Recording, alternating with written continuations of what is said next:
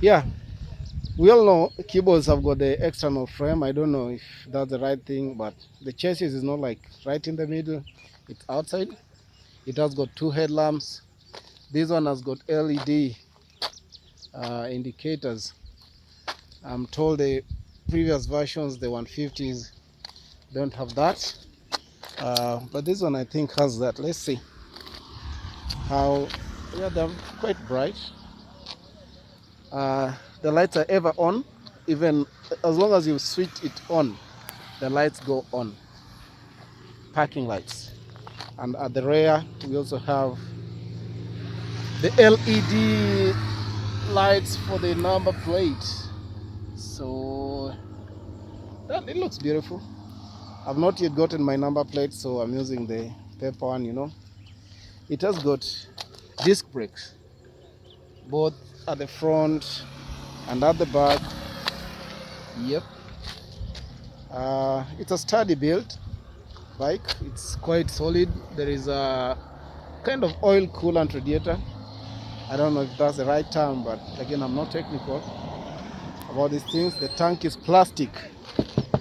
12.6 liters. I think that's the right capacity for it.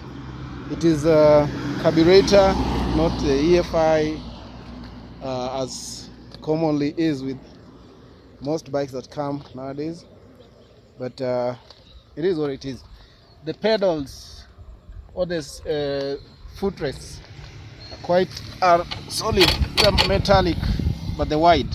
Yeah, no, like 3 fingers. They're wide, so they're comfortable to step on.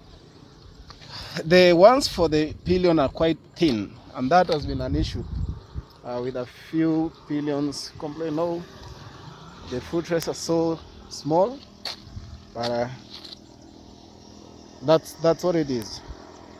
It has got double shocks at the rear. It's not a monoshock thing. The double shocks. Let's look at the dashboard. The dashboard is quite small, but the display is okay, and it is sturdy. There's nothing like moisture getting in and it getting misty. So I think it is a good one for adventure. It's basically meant to be an off-road bike, so that's fine. We have got the controls on the left side. We have got the kill switch. Then you have got the indicator, you know, left, right, and then you press in the middle. Then you have got the horn, and then on the right we have got the is it hazard? Yeah, I think it's a hazard, where if you press both indicators, right and left, come on. And we have got the lights. We have got the full lights and then the dim lights. Then that's the parking that is ever on. Then we've got the engine start. Now, of course, the side mirrors, you know, that's quite obvious. I think that's all in terms of basic features. It's a 250cc engine. I don't know whether it's exactly 250, but that's what it says on the paper and all that. But again, that I'll leave to the technical guys who can come and, you know, say a few things here and there about it. For me, all I know is I ride it for my leisure and for my adventures. And onwards from today, I'll be riding it quite a lot. And I'll be recording most of the adventures to help. Now, I know people will wonder what's the fuel consumption. So far, I've ridden it for 1,589 kilometers exactly, since I bought it at 0 kilometers, you know. And I've not been very keen to observe how much fuel it consumes, but at some instance, I feel it gives you between 33 to 36 kilometers per liter. But because of so many questions that I've gotten, I'll intentionally do a video and experiment on the consumption rate. I'll have a tank, maybe with a certain quantity of fuel, empty it totally on the road, you know, and then I top it up and see how much it takes, and then empty it again, and from there we'll be able to see objectively how much it consumes on average in terms of liters, 1 liter covering how many kilometers. So I intentionally want to do that.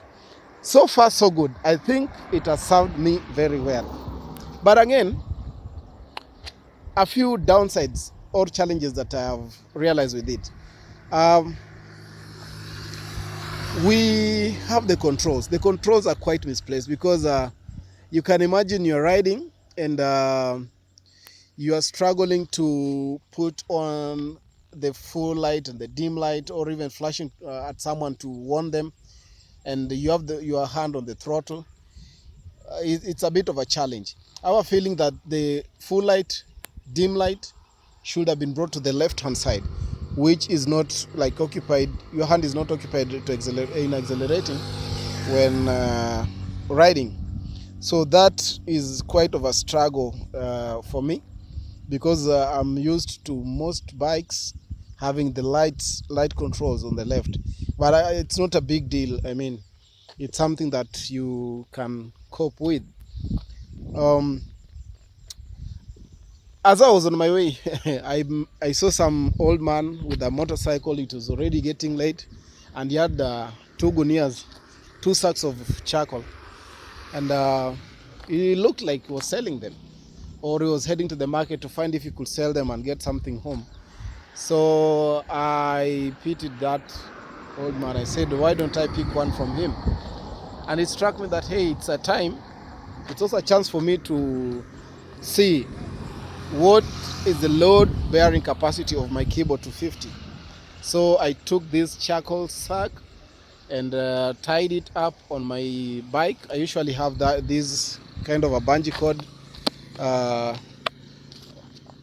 that was made from a disused motorcycle tire, no, vehicle, motor car, a car tire.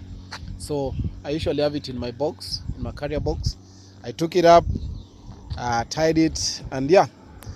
So far I can say it doesn't compromise the performance of the Kibo in any way. It goes up the hills smoothly, accelerates as smoothly as it does when I'm alone. So this load does not slow it down in any way. And so I can say it handles the load very well. It has not affected the shocks, in that the tire touching the body of the bike.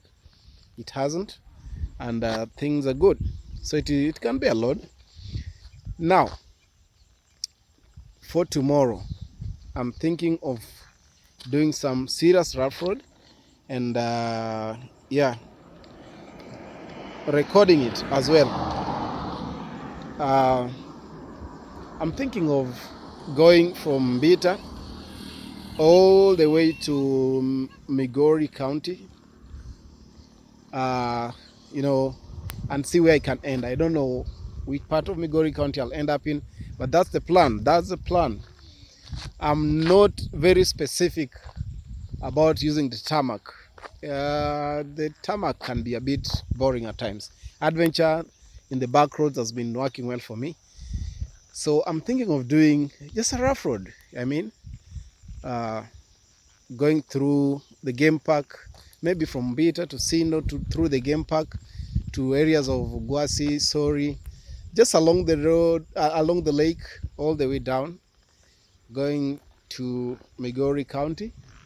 I'm not sure how bad or good the roads are there, but what I know, they're rough roads. They're back roads, they're not tarmac.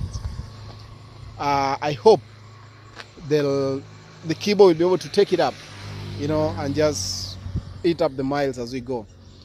I will try to record as much as I can so that I can share with you on our YouTube channel, as we have been doing before. So Kifaru is ready for tomorrow. For today, I think I'm just going to do some oiling on the chain. That's it. I have enough fuel for the trip for tomorrow. The service was done at 1,000 kilometers, so, or slightly less than 1,000. So I'm still good. I have a couple of kilometers ahead. Um, yeah, let's see what will come out of that ride tomorrow. See you guys, and have a good evening. Let me take my charcoal home and make my wife happy that at least I came with fuel for cooking. Yep.